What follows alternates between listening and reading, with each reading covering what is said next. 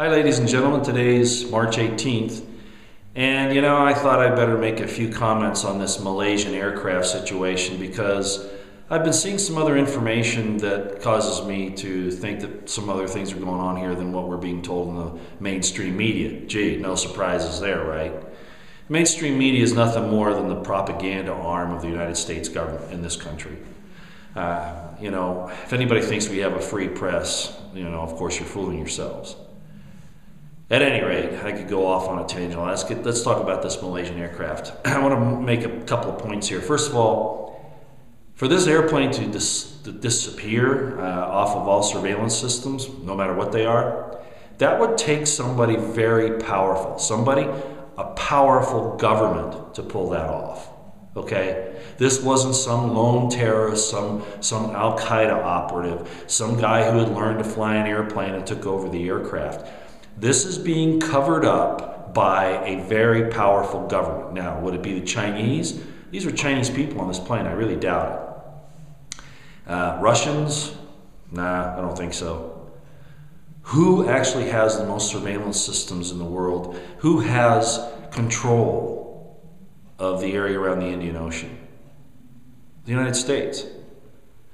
Now, some information came out a little bit ago that, and I wasn't sure what to think about it. The Russians were saying in some intelligence summaries that I finally seen that they were actually watching this plane while it was on the ground in Malaysia.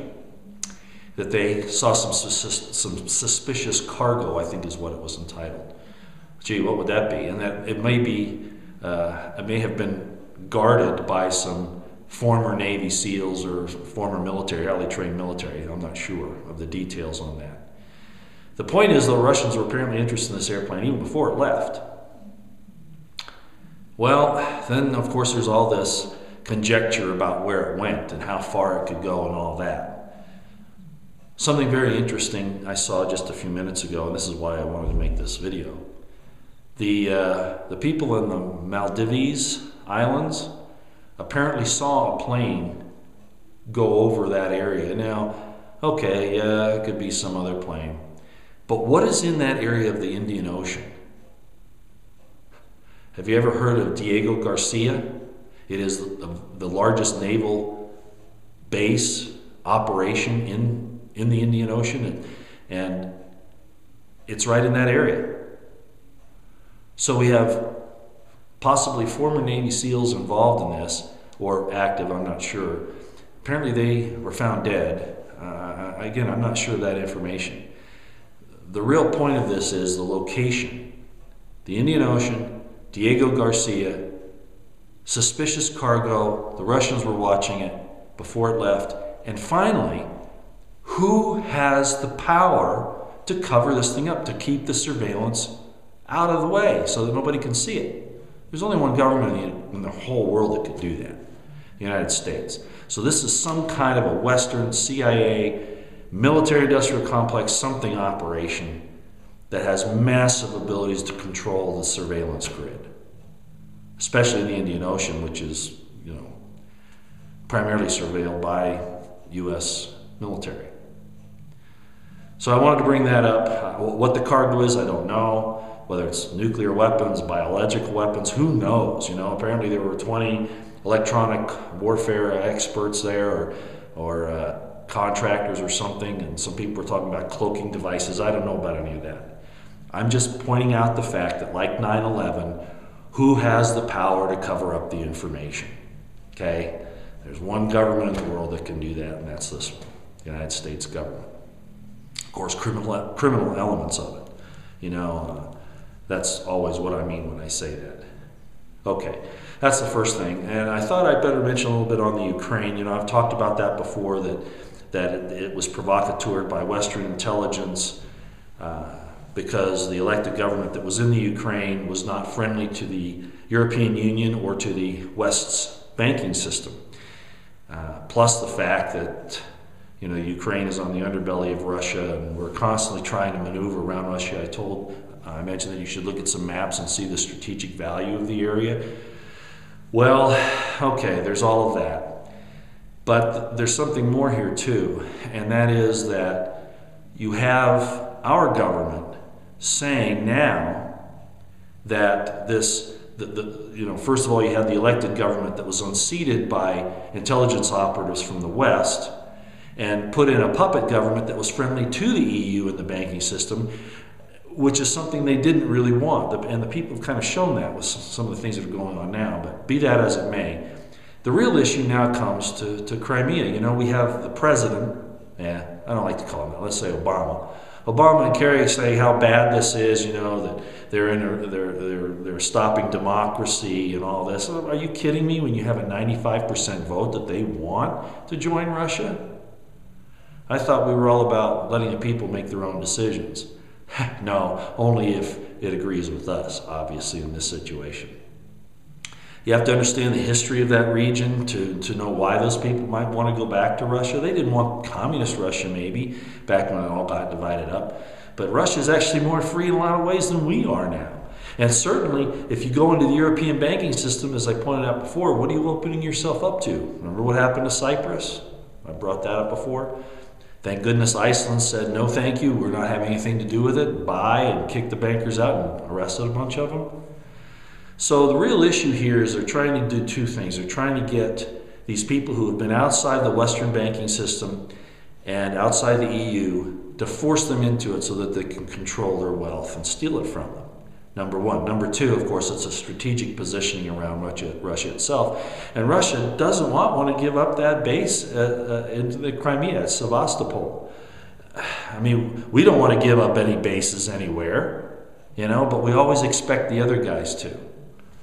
So, however you feel about international relations with the Russians, the fact of the matter is that we're doing the wrong thing now. It's us, okay? We've done the wrong thing. At least the people running our criminal government are doing the wrong thing. So I wanted to bring that up. So, the Ukraine and the Malaysian aircraft situation at this point are the two big issues. But I want to point out that with all these things happening internationally, our attention's being diverted from the criminality of this government. Again, we want our laundry list, Fast and Furious, NDAA, the IRS scandal, Boston bombing cover-up, and now it's even looking more and more like possibly the Sandy Hook thing was more of a staged event than not. I looked at some of the videos that were taken of that at the time of the incident. And I've been involved in a lot of exercises, and I know what happens in an exercise. And you know what? When I was looking at those a little closer this time, I didn't get the feeling that there was any emergency. I got the feeling like people were moving around like they were in an exercise. Not sure what to do, no real crisis, but just doing an exercise. It really did look like that. So maybe Wolfgang Hilbig is right. Okay, finally, just to end on a spiritual note, the leaders of the world with all that's going on, and I don't know who's all involved and who isn't, but you can kind of watch by their fruits. Remember, I've said that before, by their fruits you'll know them. And there's an awful lot of hate-mongering, fear-mongering going on at the national level, whether it be terrorism or wars or whatever. And I'm not saying those things aren't real. Most of them are provocateur and manufactured. But regardless, what is the end result of all that? It's to keep people worried about things and not being able to improve their spiritual selves. So what I'm going to ask is that we take a little bit of time every day. You got to keep informed on things, being that watcher, being informed, being able to observe what's going on in the world. And that alone is important because it reveals the truth of things, okay, if we do that in the right way. So that's good. But also doing a little good every day, doing our meditations and our prayers, however you want to have that connection with God, the universal consciousness, whatever you want to call it, so that you can receive the good things and then put them out there. Because I think that's what they're really trying to stop. They're trying to stop us from reaching this new spiritual level of our spiritual evolution. I don't believe that we're evolving in the sense of evolution, but spiritually, yes, I do believe that's the case.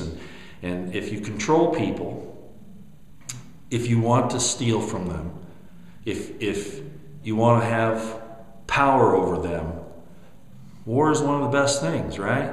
Fear,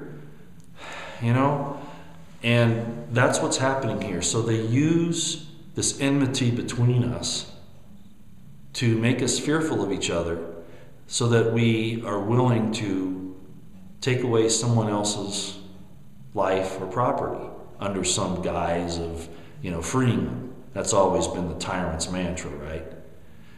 So be careful about how you fall on one line or the other.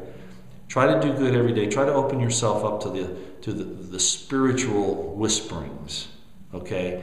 At least at some point in the day.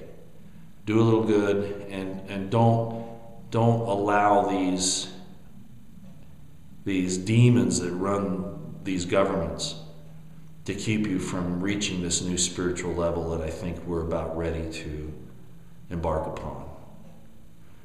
Kind of nebulous, but I figure it's better to be a little all-encompassing than too concentrated on specifics. Okay? Well, enough for today. Just wanted to do this real quick. Not a whole lot of good information, but just some observations. And keep your eyes on the horizon and your ears to the ground.